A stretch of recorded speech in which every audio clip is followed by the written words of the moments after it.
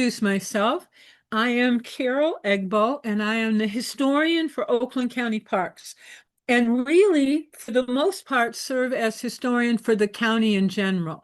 We have currently 17 parks spread across the county. So you can see how I end up doing all of Oakland County history. So besides parks, I do some things with community affairs, economic development, and some of the other departments.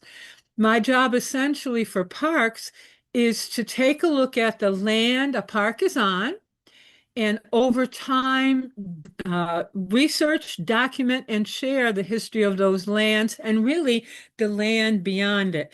That allows me to do all kinds of topics. I do Civil War connected to the parks. Next month, I'll do women. And my current research has been in African American history connected to Oakland County and our parks, and in specific on the Underground Railroad, which is what I want to talk about tonight. Now, let me tell you also, this big year for us. This is the 60th birthday of Oakland County Parks. So throughout the year, we will be celebrating different parts of our history and lots of community events. All right, now let me get started here. Oh, hold on here. I gotta get a couple things out of the way. And then there goes the birthday cake. Now I can move aheadward. I also want to remark that this is America 250. This is a celebration of 250th birthday of our country. And I just want to draw attention to the different ways that people are celebrating. We have a lot of Oakland County events. We'll have one in the summer. This happens to be, though, our national website, and their slogan is Honor the Nation, Celebrate 250 Years of Freedom. Well, that bothers me a little bit when I think about it, because I don't think some people will see us as being 250 years of freedom. Now, if that said 250 years of the search for freedom or the struggle for freedom, I think it might be more accurate. So despite the fact that we can buy a mug or a flag or a hat that says 250 years of freedom, I would caution the use of that particular phrase, especially in light of what I'm going to talk about tonight. So just something about thinking about in community events, how we want to phrase them. And maybe this particular phrase is not the best one to reflect our history. And here's the reason. Historians talk about the great American paradox. It's fundamental in our history. You can't avoid it. On one side, Declaration of Independence, unalienable rights, including life, liberty, and the pursuit of happiness. On the other side, we have the institution of slavery, which from our beginning, from Jamestown, was part of our history. So it's that paradox, that contradiction. On one side, liberty and freedom for everybody. On the other side, maybe not. And we have to confront that. Sometimes there's been this issue about, nationally, Philadelphia is a good example of the removal of information about enslavement. Well, that doesn't do any good. Can't sweep it under the carpet. So we're going to talk about that great American paradox tonight. But I want to start with Black History Month because it's very much connected with what I'm going to talk about. Here is Dr. Carter Woodson, considered the father of Black History Month. A brilliant historian, but I think it's important to understand, why did he become a historian and why is he the father of Black History Month? Carter Woodson was born in 1875 here in Burlington County, Virginia. Both his parents had been formerly enslaved. And I think we learn a lot about him and his family if we look at his mother, who was Anna Eliza Woodson. And I found a story that she relates about herself. She talks about the fact that she was enslaved along with her mother and several younger siblings by Thomas Huggins. He got in debt and he decided to sell either Anna or her mother. Now, again, he got in debt. And when people got in debt, they sell their property. Well, he decided to sell what he called his property, either Anna or her mother. Now, Anna being the oldest child, begged him to sell her. And she said, that's because then my mother won't be separated from her younger children, my siblings. So he agreed, and Anna was placed on the auction block. And as she describes it, then she was examined like a cow or a mare for sale. However, the owner could not get the one round $1,000 that he wanted. So he decided to sell her mother and two of her children, ages 1 and 2. Now think about that. Just imagine what Anna's life was like. She asked to be sold to try and keep her mother and the rest of the family together. Then at the end, she watched her mother and two of her siblings be sold away from her. That just kind of gives us some of the heartbreak of enslavement. That impacted Carter Woodson. He would remember his mother's story forever. Now, in 1892, his own family was struggling financially, and he decided to move to West Virginia. He was around 17, 18 at the time. He wanted to earn money to help his family and began to work in the coal mines of West Virginia, which is one of the worst jobs you can have on the planet. But he worked in the coal mine, sending money home. And what he learned at that time period, black newspapers were just coming into being published. He became fascinated by these, the Daily Richmond Examiner, the Virginia Free Press, the Pioneer Press, African American newspapers. He was learning about the world and history and what he had not known much about African American history or the African American perspective on history. And then it turned out he was one of the few black miners who could actually read. And in the evening, some of these miners would meet at this small little restaurant near a mine, and they would have him read the newspapers out loud to them.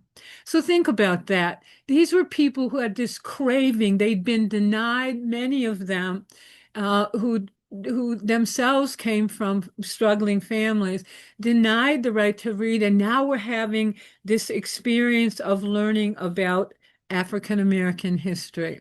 Well, that got Carter Woodson committed to committed to history in general. He decided he hadn't graduated, he hadn't been to high school yet. So in 1897, at the age of 21, he went to high school, finished in 2 years, immediately started at Berea College and got a degree. 1908, enrolled in the University of Chicago, where he got two more degrees. 1912, he went to Harvard University and became just the second African American to get a PhD. The first, by the way, at Harvard was W.E.B. Du Bois, another amazing African American historian. Now, he noticed something, though. Throughout these schools that he'd been to, including Harvard, he noticed that African American history just wasn't there. He described it as being overlooked and ignored, and he decided to do something about that. Now, in 1915, the Lincoln Jubilee was held in Chicago, and he attended that Jubilee. It was the 50th anniversary of emancipation. And while there, he formed the Association for the Study of Negro Life and History. Today, that's ASALH, the Association for the Study of African American Life and History. 1916, he started the Journal of Negro History, writing many of the articles himself. Today, that is still published by ASALH. It's the Journal of African American History. February 1926, his association sponsored the first National Negro History Week. The purpose to commemorate the Black past and the contributions of Black people. Now, in 1976, ASALH expanded that week-long observance to Black History Month. In 1976, President Gerald Ford officially recognized the month. 10 years later, Public Law 99-244 officially designated February as National Black History Month. So you see the development over time. Sadly, I have to say at the national level, 2026, I have seen it as essentially overlooked and ignored currently. And so kind of we're back where we started. I'm sure at the national level, you saw very little, sadly, for 2026. And now that leads me to tonight's topic, to find a place where we would be free. And this is going to be an Underground Railroad story. And much of what I'm going to relate tonight is based on my own research in the last few years. I want to show you a series of maps. I want you to watch these black dots. This is 1790. This is 1820. This is 1840. And this is 1860. Each of those dots represents 200 enslaved people. What you're seeing is the expansion of slavery westward. You know, we look at the expansion, manifest destiny, but what we never think about is, what about the expansion of the institution of enslavement? In particular, movement into the Deep South. That was the result of the cotton gin. Cotton would grow immensely, the industry in the South, labor intensive. And so that meant the requirement in the South, as people said, for more enslaved people in the South, which meant many enslaved people's families were broken up at that time as enslavers in some parts, particularly in Western Virginia and some of the other places, began to realize they could make more on their quote property by selling enslaved people into the Deep South. And that's when you see a lot of African American families are broken up. Well, now from our very beginning, from the late 1600s, African Americans will try to become freedom seekers. We won't label the system, but people will try to move northward. They'll move southward into Mexico, into Florida. They'll move westward. It won't have a name yet. By 1830, that idea will become more of a network called the Underground Railroad. And now it'll feature more people and more places that are now going to offer more help to freedom seekers who are trying to make their way north. Now, you'll see a lot of maps like this. This is the most famous. This is Wilbur Seymour, who was a professor. Late 1890s, did a lot of research collecting information on the Underground Railroad. Now, you want to be careful because these are a bit deceiving. This makes it seem like there were these routes that could be drawn, that people utilized. It wasn't this organized. Roy Finkenbein, who's a historian, an expert on the Underground Railroad, he's at U of D Mercy, says you got to think of it this way. It was highly improvisational. It was like good jazz because people changed their routes in a heartbeat. There was one conductor on the Underground Railroad. He said, when I look back, I never used the same route more than one time because things changed. The geography changed. There were slave catchers behind us sometimes, and we had to reroute. So you want to think of it as a network, loosely connected, but changing, people having to improvise all the time. And here's, of course, one of the biggest things. It was top secret. People didn't keep records, which makes research so hard. It was not spoken about. It was not written about. And one of the main reasons, particularly beginning in 1850, was the Fugitive Slave Law that was passed. Made it a law that any escaped enslaved person found in a free state had to be returned to their owners. No negotiation. People could be deputized in Ohio or Michigan and made to help take that person and catch that person and give it to the quote slave catcher to return them. It increased penalties. A penalty could be up to $1,000, the equivalent today of $38,000. Think about that. You're a farmer and you really are against slavery and you want to help. You want to shelter a freedom seeker, but you were risking a fine that was astronomical for the time. So people didn't talk about it. Now, when it's not written down over time and when research is hard, mythology grows up about something. People begin to have misconceptions and myths about the Underground Railroad. And for years and years, and you'll see it in history books from the 30s and 40s, it's all about well-intentioned white abolitionists, most of whom were Quakers, that ran it. This is a myth. This was not accurate. Here's the accurate part.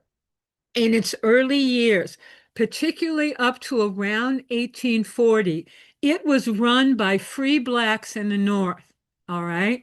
Other folks weren't getting involved yet. Let me give you some examples. The brilliant William Still in Philadelphia, who ran everything in Philadelphia and the network from there. Detroit, William Lambert, who was the main leader, black abolitionist in Detroit. Josiah Henson, who was in Canada, in Ontario, working with the Underground Railroad at the end of the way. People like Harriet Tubman, Sojourner Truth, who actually, of course, is buried in Battle Creek. These were black abolitionists, some of whom going into the South were conductors and on the lecture circuit. If you want to know more, Dr. Finkenbein runs the Black Abolitionist Archive. It's online, where you read about the stories of some of these black leaders. The other thing we want to think about are the black settlements. There were in Ohio alone 40 historic black settlements who were assisting people as they moved through Ohio. Places like Payne's Crossing and Poke Patch, they've essentially all disappeared. And most of them, there's nothing but a graveyard left. But we have some evidence of these communities and their ability to help and assist people along the Underground Railroad. Now, as it changed and got broader, we begin to see people come in, but not just white Quakers. We begin to see a very diverse group of people. Let me give you an example that I discovered in the last 2 weeks. Temple Bethel, or the Bethel congregation, is the oldest congregation in Detroit. It was started in 1850 in Detroit. They would, until late in actually early 1900s, when they finally had a building, they met in different places in Detroit. But this congregation was actively involved in the Underground Railroad. Rabbi Liebman Adler, one of their leaders, was a fiery speaker against slavery, and he was assisting people as they came through Detroit. Mark Schloman and his wife actually ran an Underground Railroad station out of their home in Detroit. Again, these are Jewish people involved in the movement. Now, we've worked on terminology over time. From slave to enslaved person, there's a reason there. The slave donates somebody's who's viewed as property. An enslaved person is a word, a term that holds on to the humanity of that person. From master, owner, slave owner to the enslaver. And from fugitive, runaway, escapee to freedom seeker. Now, the shift here is perspective. It's not about political correctness. It's about perspective. Orange terms, the perspective of the enslaver, the terms they use. Golden terms, the perspective of the enslaved, from their perspective. They weren't a runaway, fugitive, escapee breaking the law. They were a freedom seeker. And now, one thing that's important is to think about if we're going to understand the institution of enslavement, we need to look at both perspectives. And Carter Woodson did an essay where he tried to help people understand how how enslavers could enslave another human being. What was their perspective? And in the essay, he said, let me help you understand that. He said Southerners were wont to defend their institution. First, they contended that it was the best arrangement for ignorant Negroes. Think about that. Second, that interference with the institution would break the great bond of friendship that existed between master and slave. Now, what do you think about that? Do you think that was a bond of friendship? Nothing I've read from an enslaved person would suggest that. And finally, it would destroy those humanizing influences that permeated the atmosphere of slavery. He said you have to understand that perspective and what was wrong with that perspective. Now, perspective of the enslaved.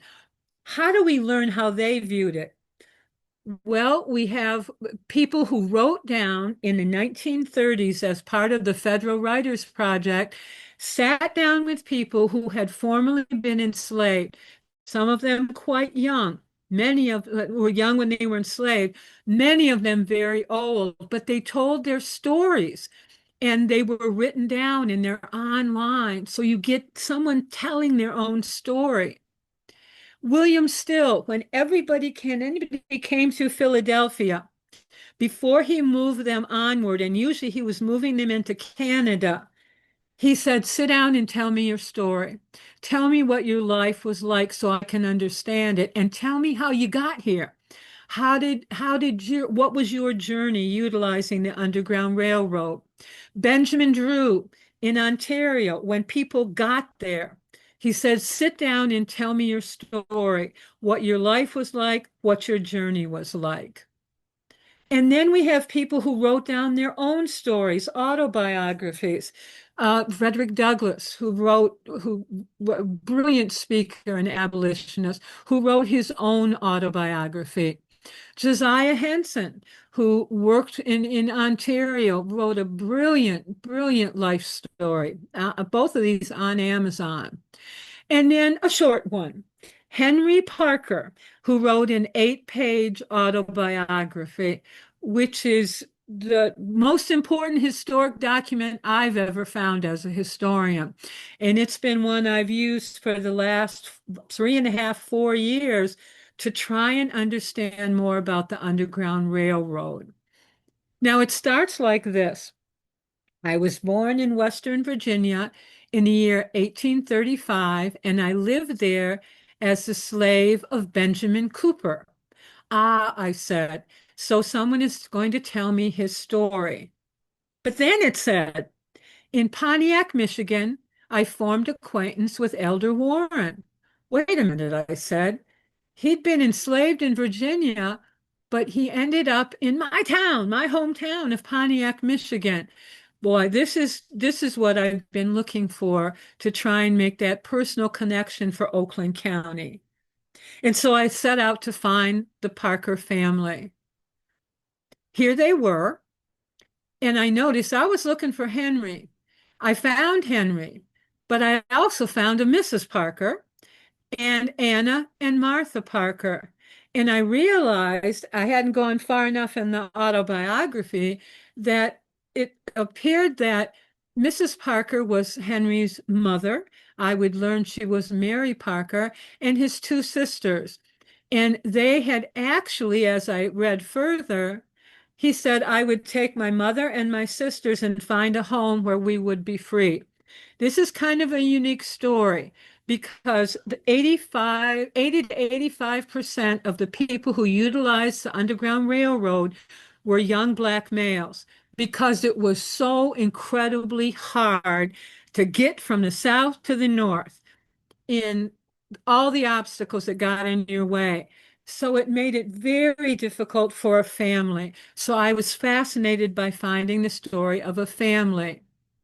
Well, I went back and I thought, all right, what can I work as I working my way through?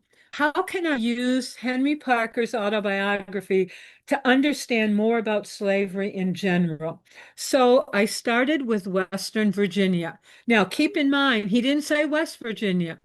And the reason was the state of West Virginia was not formed until 1863 during the Civil War. So when he was born, he would just refer to the western part of Virginia. Well, now I learned that the Parker family had been enslaved here in Wood County, West Virginia, right along the Ohio River. Now, the people who migrated there early on, late 1700s, came from over here. These were from places like Prince William, Fairfax, Loudoun counties. Now, they migrated to Wood County. And they took their property with them. They took Grandma's teapot and the rocking chair, and sadly, their human beings they had enslaved. They took their enslaved people with them and their attitudes about slavery. And so, as those people moved in, West Virginia and Wood County took on that flavor. And so, when I researched Wood County, I found four slave markets, as they called them, that would operate in the area where the Parkers had been enslaved. And then I found all of the along the Ohio River in Wood County, all of these plantations in the rich bottomlands along the Ohio in the Ohio Valley. So these were all plantations. So these were where enslaved people were being used agriculturally. But then as I got to learn more, I learned that southwest of Wood County, along the Kanawha River, right, which will pour into the Ohio, it was the largest salt producing area in the country at that time. And it was the use of enslaved African Americans that did the salt mining. The work was grueling, continuous. The furnaces had to run 24 hours a day. I read a narrative of someone who'd worked in the salt mines and said his hands were literally, skin was peeling off because of the constant work with salt, where he worked outside with this salt. Living conditions were unsanitary. Outbreaks of diseases like cholera were common and deadly. In one 3-month period in 1844, 100 enslaved people died of cholera that year in the salt mine area. But then I learned that the mining in West Virginia began because of the salt mines.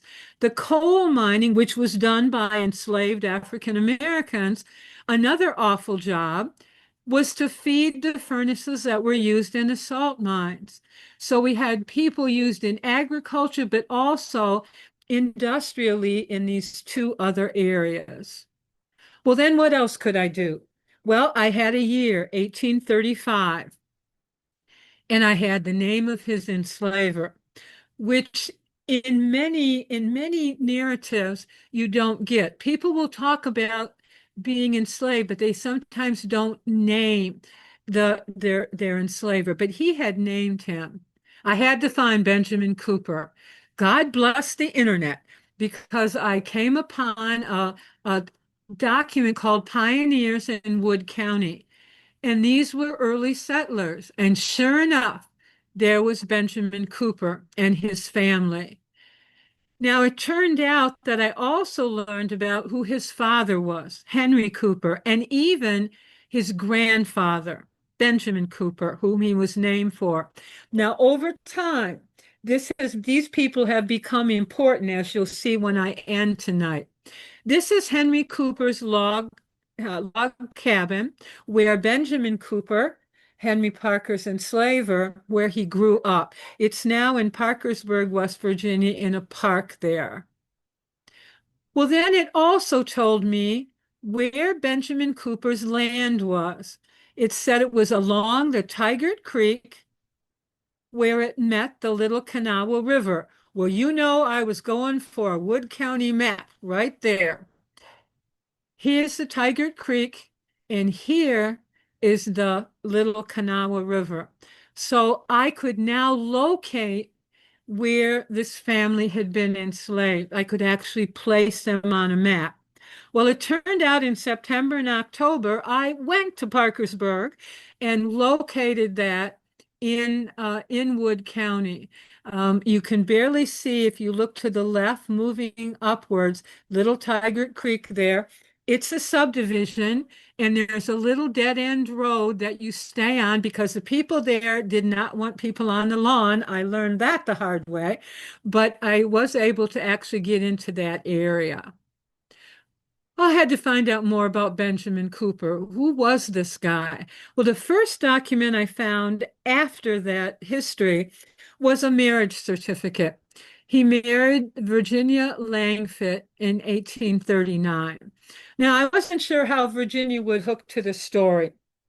So at first, I didn't pay much attention to her, but I did add her on to my little growing family tree here as his wife.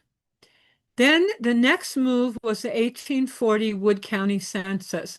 Here we have white people on one side and any enslaved people they own on the other side. Now, I was surprised to find out that Benjamin Cooper in 1840 only had one enslaved male, and it happened to be a child under 10. That was Henry Parker. So for the first time, I had been researching other freedom seekers. This was the first time I could take someone I was researching and see them on a census record. Now notice, Henry's not listed there. Nothing. It's only by Benjamin Cooper's name that I could find him in the census. Now, I was curious, why would Benjamin Cooper have enslaved one young child? You'll see as I go along probably an answer to that. 1850. Now we have two separate censuses. We have the traditional people count census record, and then we have the slave schedule. So here you'll see Benjamin and Virginia Cooper and their four children, but somebody else was living in the household. Kanzada Langfit. She was age 56. Who might she be? Now I was pretty glad I had found that marriage record, because that turned out to be Virginia Langfit's mother, Kanzada Langfit. Well, then I went to what we call the slave schedule. Here was Benjamin Cooper. Now, he still had only one enslaved male, age 14. Well, that would be Henry Parker. All right. But I thought, wait a minute. What about his mother and sisters? Henry says that he went looking for freedom. All of them went together. So were they enslaved on another plantation? Where were they? Well, then I only had to look further down the page. Here was Kanzada Langfit. She was an enslaver. She had enslaved three females. Look at the ages, 45, 7, and 5. That was Mary, Anna, and Martha Parker. They were all in the same household. It was just that they were officially, quote, owned by Benjamin in one case and Kanzada in the other. And that's why they were able to move towards freedom together. They were in the same household. Well, what was the story of leaving? It said the fourth Saturday night, October 1859. This required me to find an 1859 map to look for the fourth Saturday night, and it turned out to be October 25th, 1859. Just recently, actually, I've been working 4 years, but new stuff keeps popping up. I found a historian who talked about the advantages of people becoming a freedom seeker in autumn, something I never thought about. And he explained that there are fewer rains in autumn. So that's a plus. Fewer rains mean less mud to slow a freedom seeker down or to leave tracks, more foliage for camouflage, and finally, available food like corn.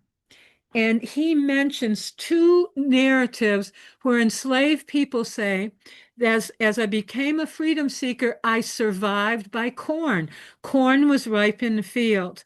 I had never thought about this. Was there advantages to leaving during certain seasons? And of course, the Parker family leaves in October. Well, the first thing he mentions doing is crossing the Ohio, which in many cases freedom seekers had to do. Here was the Little Kanawha River. Here's where they were at. Now they had to get up to the Ohio River. Henry doesn't say anything about that. He just talks about crossing the Ohio. What was the likely way? And now it's where historians have to conjecture. They were on what we look here on the west side of the Kanawha River. My theory is that they walked along the riverbank. They left at night, 1 in the morning. They would have walked along up towards Parkersburg. Um, Now, I also read that there were people who actually floated on, used the river, floated on small skiffs up that way. We'll never know, but they got, I think, to Parkersburg. Here's Parkersburg today, a view of it from the site. That's the Ohio.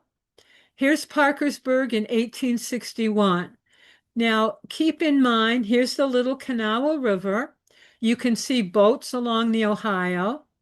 Now, this bridge is important because the family was on this side of the Little Kanawha. But the more I've been to Parkersburg and the more I've read about the Underground Railroad on the other side of Ohio, in Ohio, I think they probably crossed that bridge into Parkersburg and crossed there. Now, some of the evidence is here's the actual crossing spot that's been identified. There's a nice historical sign there. Something weird happened to me while I was right here. It was Sunday morning, and there are a lot of churches that were in session at downtown Parkersburg. But as I stood there, all of a sudden there was one ring on a church bell. I thought it just rang once. And I thought, wait a minute, church bells ring. Why did one church only ring and only one time? Don't they ring more times to call people to church? Here's my theory. That was Mary Parker telling me you're in the right spot. Now, I can't prove that, but I am convinced that this is where they crossed. Now, right in that same area, here's where the Little Kanawha, this is just to the left of where I'd been standing. This is where the Kanawha River comes in. I'm convinced that that's where they cross. And one of the reasons is where I was standing, a woman named Edna Sutton, who used the name Aunt Jenny so she could keep herself quiet, was involved on the Virginia side assisting people to cross the Ohio. There's multiple stories about her. I met a young historian who's trying to sort them out, so I'll eventually know more. She was connected with someone across the Ohio. She had a small cabin, and it was on the edge of the Neil Plantation, right near the spot I showed you at that time. And she would shelter freedom seekers in her cabin. And during the nighttime, she had connections with people along the Ohio and would get people onto small boats that were coming from the Ohio side and get them across the Ohio.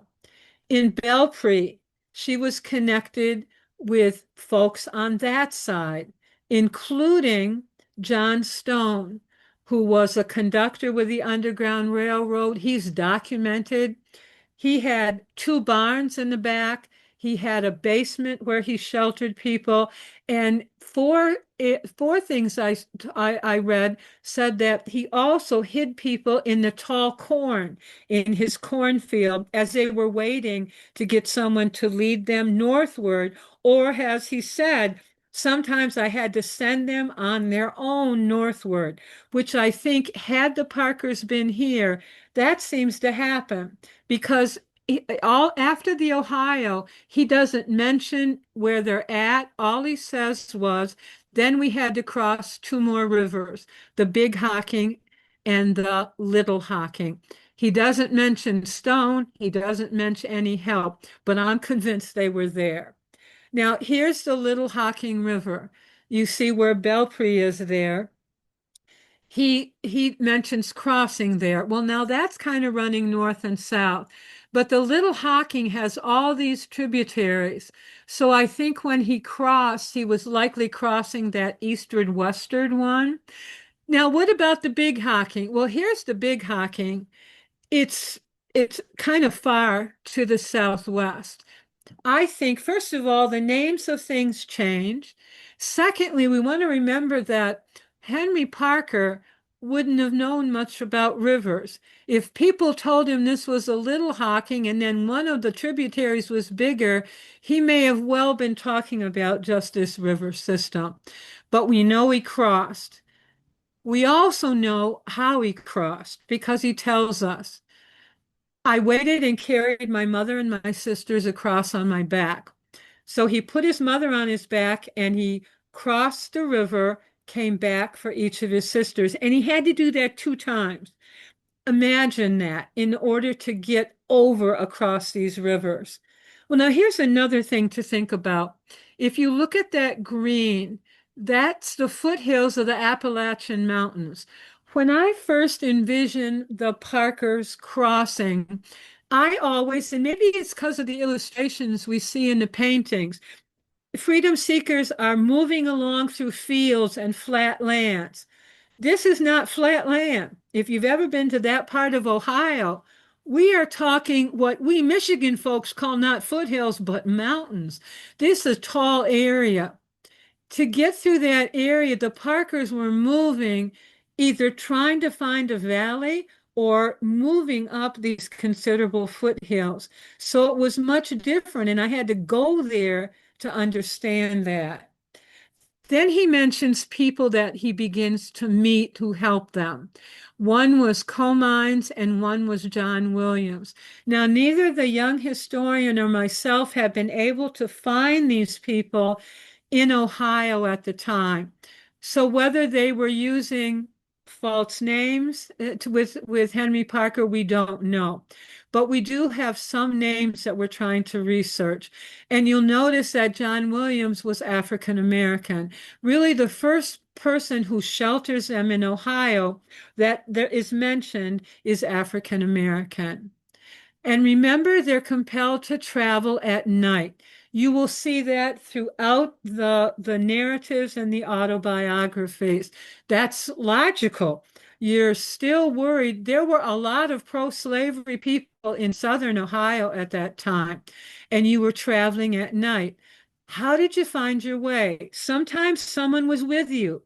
Sometimes someone just told you, just head north, keep going north until you get to this road or this cabin, and there'll be help there. So what did they use? Well, you've probably heard they used a North Star, often called the drinking gourd. That was their way they could navigate. And then Henry talks about what they experienced. While we traveled, the frost fell heavy and glistened on the earth. Cold and with our strength nearly exhausted, we still pressed on. Remember, now they're late October, early November, and they're moving now northward and northward. Now, here's where they began. The only town in the entire short description, it's literally only a page where he talks about the Underground Railroad. The only town he mentions is Putnam. which is located here. Putnam, at that time, if you know Ohio and Zanesville, Putnam was South Zanesville at the time. Now, what happened between there and there? Well, I have a theory. I am convinced that they went through Beavertown because it had a strong, strong connection to the Underground Railroad. Thomas Gray, who's pictured here in front of his house, is a documented conductor on the Underground Railroad, and he talks about assisting people. 1 mile from his house was Affadilla Dealer's house, and she left behind a diary where she talks about sheltering people and at night putting them in wagons, or sometimes even during the day, putting freedom seekers in wagons and covering them. So to me, it makes sense that they would have possibly stopped along the way. Now, once they get to Putnam, Putnam was a solid anti-slavery area. Not so true of Zanesville, by the way. In Putnam, you had Major Horace and Lucinda's Nye's map. They had a house they used. Here was the Albert Guthrie house, literally next door. Here was the Putnam Presbyterian Church. The whole congregation was involved. Here was another Guthrie house. And here was the Putnam Stone Academy. In one little neighborhood, you had all of these people assisting. What did that mean to freedom seekers? You were sheltered in an area where people all around you were involved. Well, now by late fall 1859, they mentioned making their way to Franklin, Michigan, and staying on a farm of William German. Here's Franklin up here. Now, when you look at Putnam, you didn't head directly there because there's no way they crossed Lake Erie. I think he would have mentioned that. They must have wiggle-woggled their way. I'm assuming they probably crossed here, maybe at Toledo, but possibly at Sylvania. Sylvania was a small town involved, but they made their way kind of northwest and then into the Farmington, or sorry, into Franklin. Here's the William German farm. It's right in the edge of Farmington and West Bloomfield Township. By the way, here's Farmington itself. Could they have crossed through there? Likely. Farmington was a Quaker town heavily involved in the Underground Railroad. And now they stay for the rest of winter on William German's farm. Now, he has a small, this is obviously just an illustration. He has a small house he lets them stay in, and he has Henry Parker work for him in order to stay in the house, and he also pays them enough for the family to have food. Now, here's the question. Can we call William German part of the Underground Railroad? Should he be on our list for Oakland County? I say yes. I say he's an example of the countless people who were quiet about their involvement. Nothing in his family records say anything at all, but Henry Parker mentions him enough for me to put him on the list. By spring, they move into Pontiac. And that's because there's a growing African American community, and many of them were freedom seekers. 1861, the Parker family helps found Newman African Methodist Episcopal Church, an AME church. Most of the founding members I've researched were all freedom seekers. 1861, Martha Parker gets married. She marries David Jackson, who just happens to be from Wood County, West Virginia. Now, did they know him? Had they somehow known him? I'm not sure. But I learned that David Jackson got to Pontiac before they did.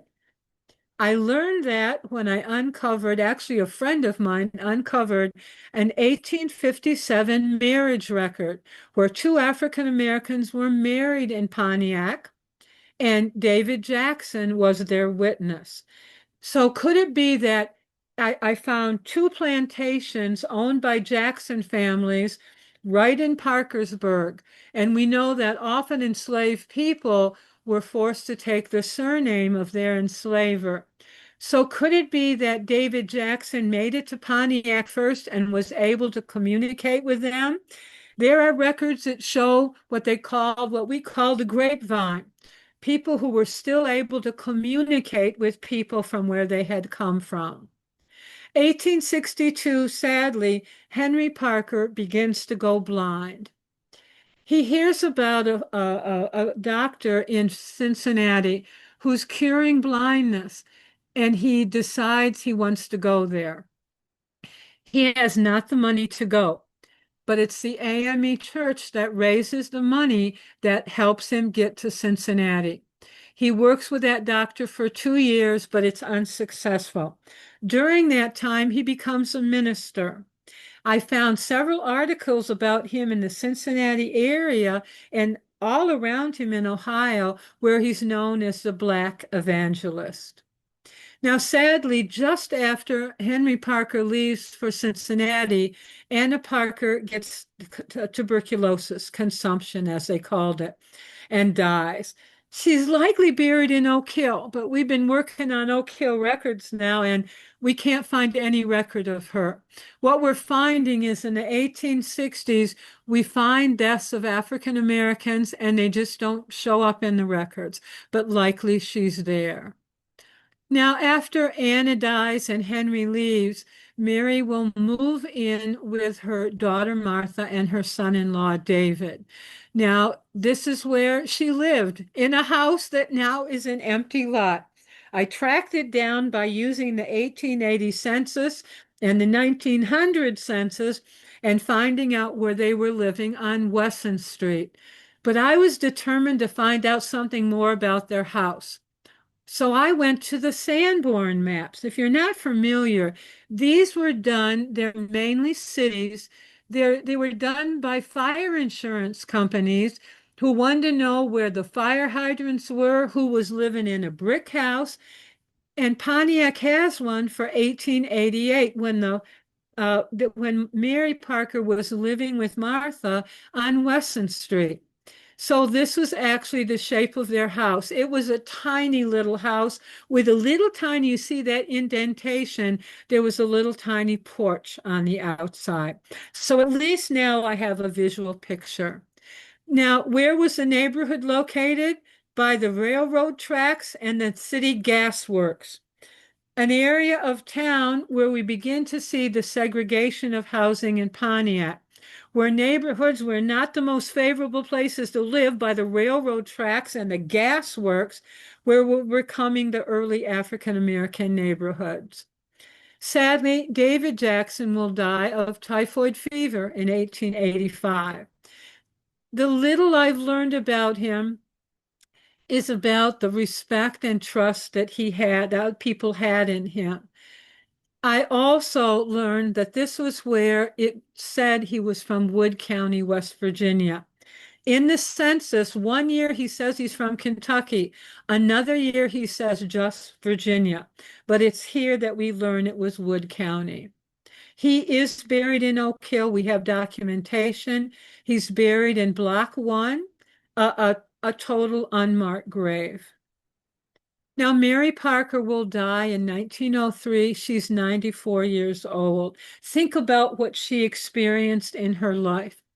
She was born enslaved in 1808. She'd be enslaved until 1859.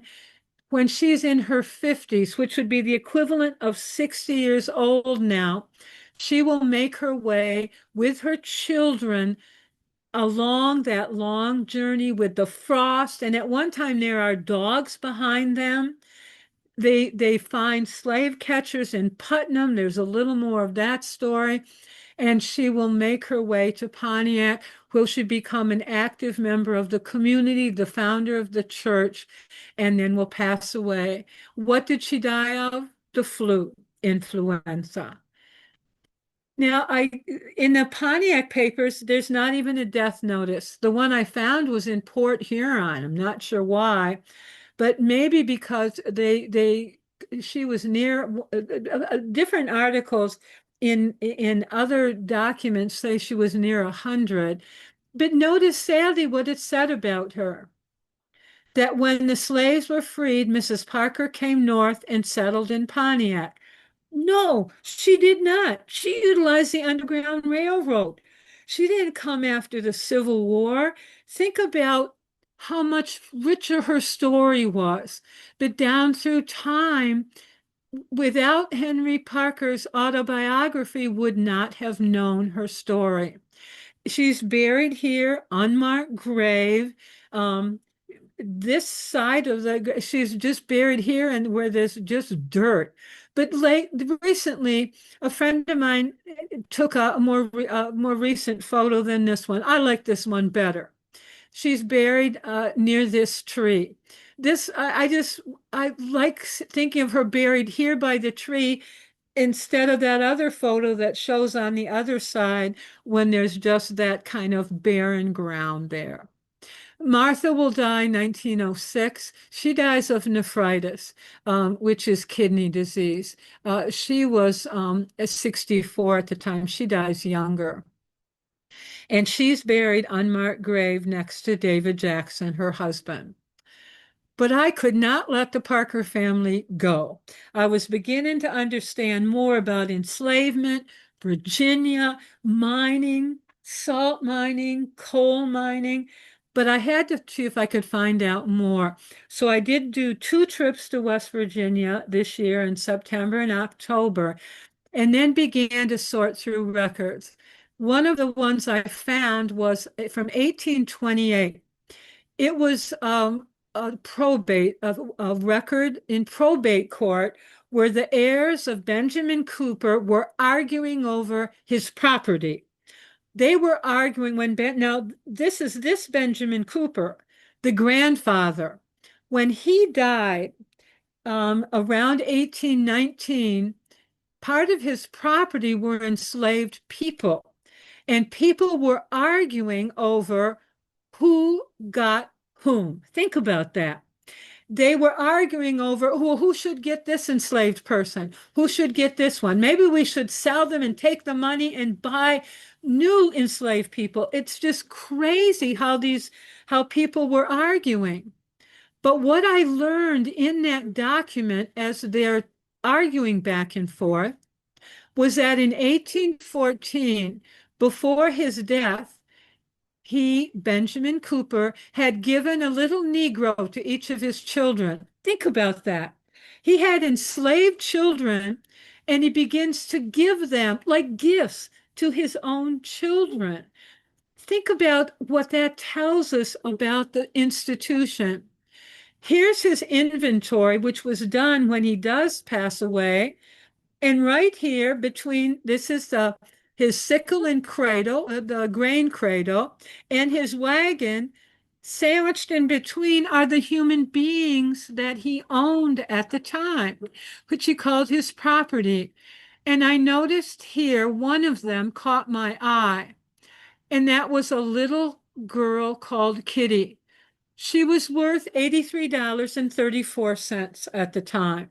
Now, what I learned was he took little Kitty, and I have a feeling she was probably only 4 or 5 at the time, and he gives her to his daughter, Margaret, who then proceeds to give her to her 8-year-old daughter, Mahala.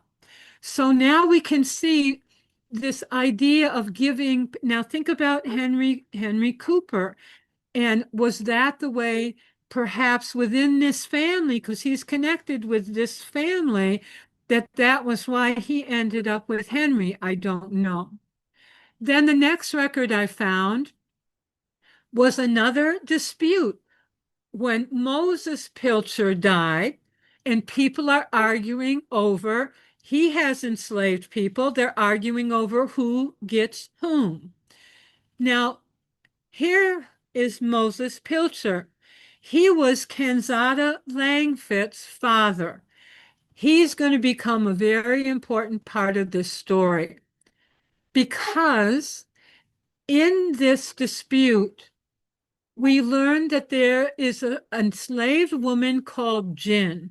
She's an older woman, and she had been enslaved by the wife of Moses Pilcher.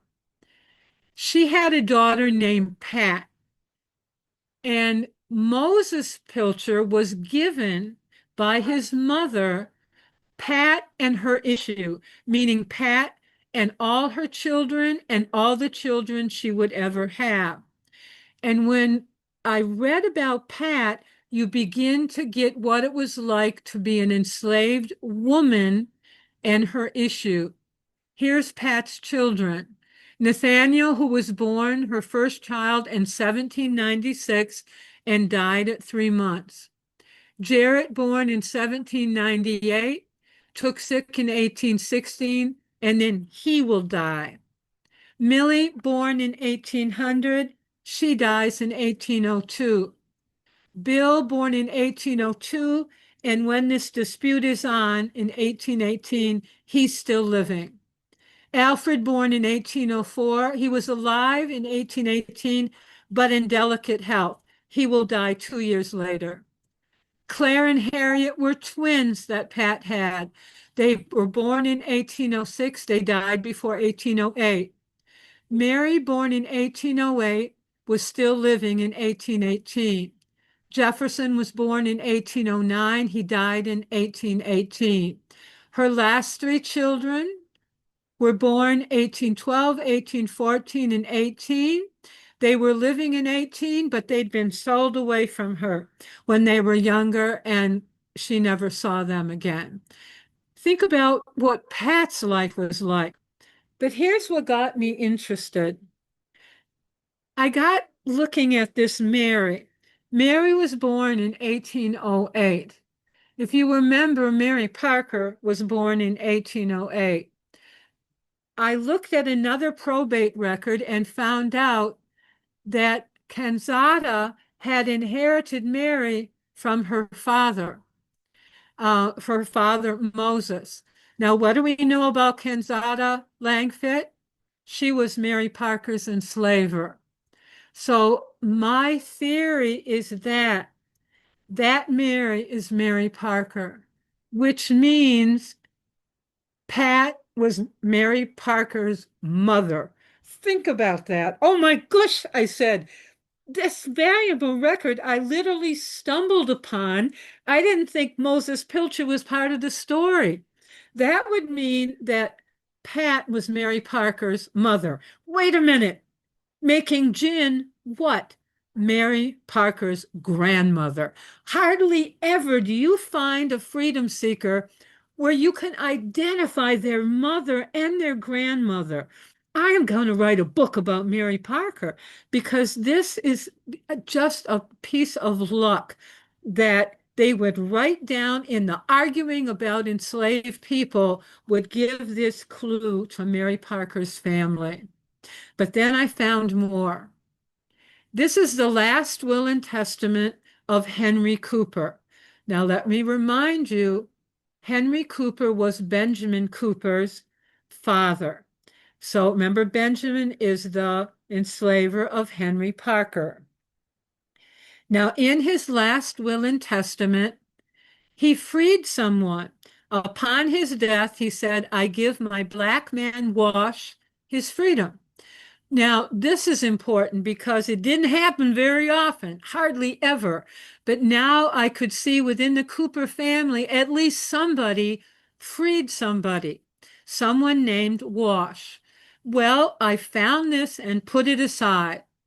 And then 4 weeks ago, I found this. This was Parkersburg, 1845. And it began, Dear Sirs, Washington Parker requests me to send you the within petition to your honorable body. It went to the county court of Wood County, praying that he may be allowed to remain in the state as his wife belongs to Mrs. Langfit. Wait a minute, I said. Washington Parker, wait a minute. That must be the person that got freed by Henry Cooper. Now, wait a minute. Mrs. Langfit, who did she enslave? Mary Parker. So it occurred to me, could Washington Parker be Mary Parker's husband? And it has to be, because we know the only woman that Kanzada Langfit enslaved was Mary Parker. Now, what had happened was in 1806, a law was passed, and it would be in force until the Civil War. When somebody was freed in Virginia, you had to leave Virginia. All right, you had to leave. Why were they doing that? Because they thought if free people stayed around, you'd encourage or assist other people to become freedom seekers. So you had to imagine that. Washington Parker, when he was freed by Henry Cooper, was told, you have to leave Virginia. There was one way out. You could petition the county court to be allowed to stay if you had good reason. And his good reason was, my wife is here. She's still enslaved. And think about that. So were some of his children. And then it said, this gives you still an idea of the viewpoint. I believe his character is good, and from his general deportment, I think he is a very good Negro. It is hoped that your honorable body will allow him to remain, and if necessary, he can give security for his good behavior. I didn't know what that meant, but it occurred to me that they were this whoever wrote this, and I'll show you the person who wrote it was attesting to the fact that you should allow him to stay. And then remember, it was a petition. Look at all the people who signed that said he should be allowed to stay. We know who he is. We want him to stay because his wife is still here. Three of the people who signed it were James, Lemuel, and Henry Cooper. Who were they? They were sons of Henry Cooper. They were the brothers of Benjamin Cooper, who is notably absent from signing that petition, by the way. But the Henry Cooper's sons say, you know what? We know him. Our father had a reason for freeing him, and we think he should stay. But then I was stuck. I was haunted for the last month of whether or not they allowed him to stay until I found this document. And it says, this I found 5 days ago. Washington Parker, by an order of the county court in Wood County, was permitted to remain in this Commonwealth and reside in this county. So it turned out by August of 1845, they had approved his petition and he was allowed to stay. But now I finally understood what that security meant.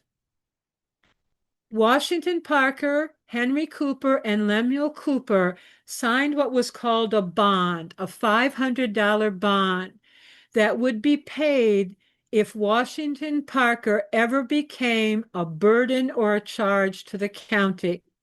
When they allowed him to stay, they said, you have to promise that you will pay $500 if he gets in trouble or if he ever becomes indigent and is a burden to the county. Now, Washington Parker wouldn't have had the money, but Lemuel and Henry must have agreed to do that. Now, the question was, what happened to, how long did he stay? What was the story here?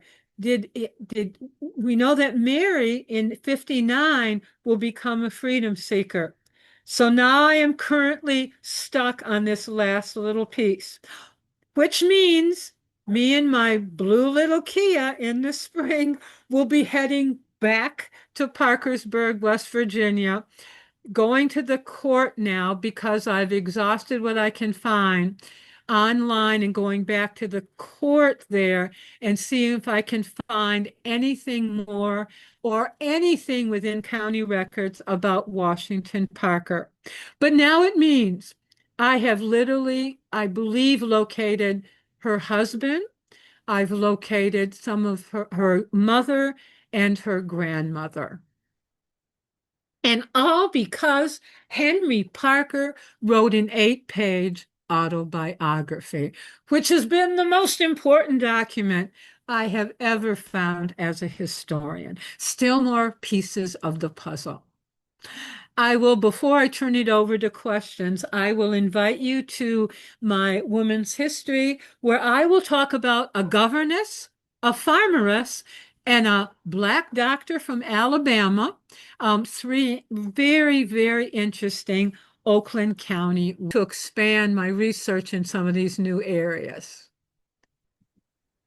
Carol, you're so busy. There is one more question.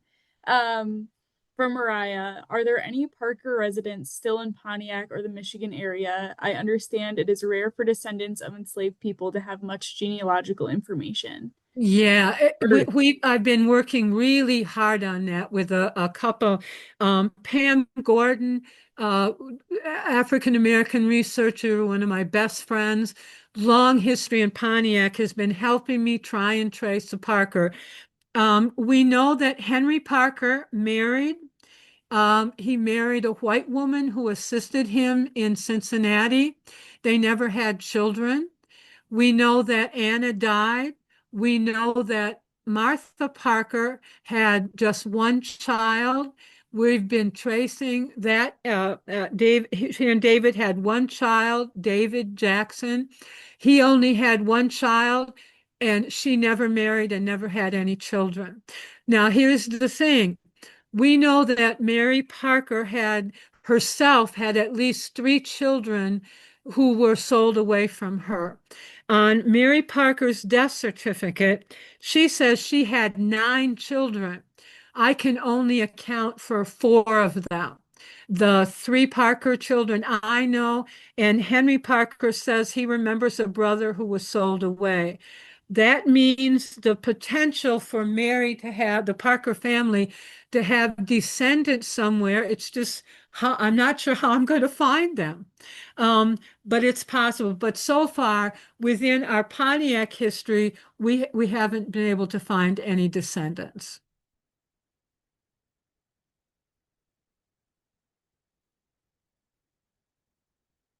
Anybody else?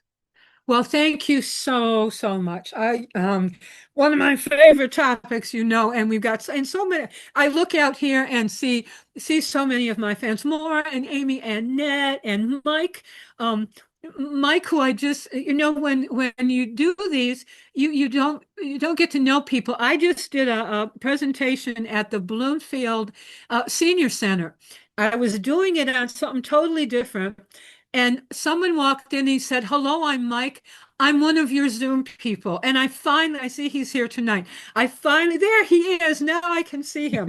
But it's so wonderful to run into somebody and realize, wait, I know you. I've known you for 3 years. We just Zoomed together. So make sure if you see me out and about and you come, introduce yourself so you know that you're someone who's been joining me for Zoom. Well, thank you so, so much.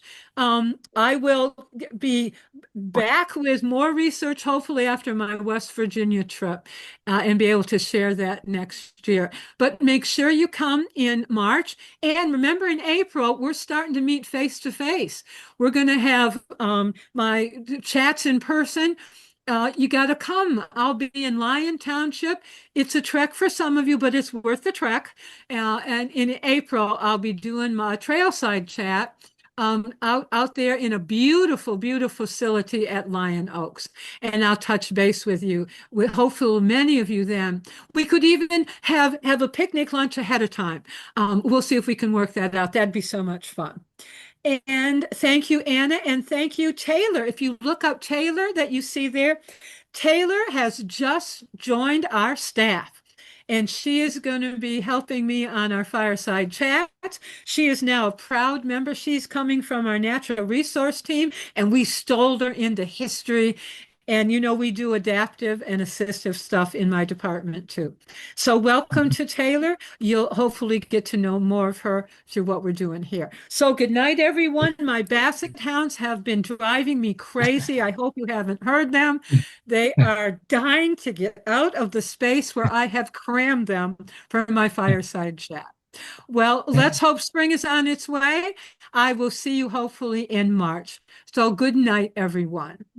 Hey. Thank you, Carol.